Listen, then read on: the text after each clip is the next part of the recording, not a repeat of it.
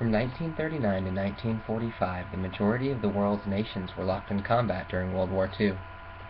World War II was unusual in that it had a large amount of civilian casualties, most notably the Holocaust, where over 6 million Jews were systematically exterminated. A civilian is any man, woman, or child not associated with a military, naval, police, or firefighting organization. When thinking of civilians, you should imagine everyday citizens such as yourselves. The Holocaust was based on the German belief that they were a superior or Aryan race. The term Aryan, derived from the study of linguistics, which started in the 18th century, at some point determined that the Indo-Germanic languages, also known as Aryan languages, were superior in their structures, variety, and vocabulary to the Semitic languages that had evolved in the Near East. This judgment led to their belief that the Aryan people were superior to the Jewish people. The Nazis then combined their racial theories with the evolutionary theories of Charles Darwin to justify their treatment of the Jews. Their basic premise was that the Germans, as the strongest and fittest, were destined to rule, while the weak and racially inferior Jews were doomed to extinction.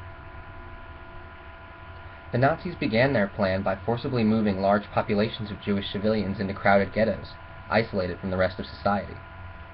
Ghettos were city districts, often enclosed so no one could escape, in which the Germans concentrated a large Jewish population and forced them to live under miserable conditions.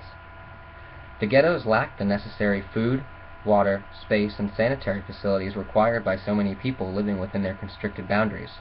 Many died of deprivation and starvation.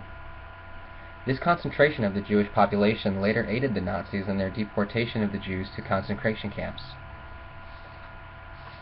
Concentration camps were places where large numbers of people, especially political prisoners or members of persecuted minorities such as Jews, were detained or confined under harsh conditions and without regard to legal norms of arrest and imprisonment. Prisoners were deliberately imprisoned in a relatively small area with inadequate facilities, sometimes to provide forced labor or simply to await mass execution. The Nazis ran a vast system of camps, some transit camps, some slave labor, some murder camps, but all of them were intolerably brutal. Of course, the Jews and other minority groups attempted to flee Nazi persecution. This is called emigration, which is the act of leaving one's country or region with the intent to settle permanently in another. There are many reasons why people might choose to emigrate. These reasons can be divided into pull factors and push factors. Better economic opportunity is an example of a pull factor, while fears of poverty or of religious or political discrimination are push factors. The story of the Holocaust is a tragedy, but hopefully educating people on the subject will help to prevent any similar event from ever occurring again. Thank you.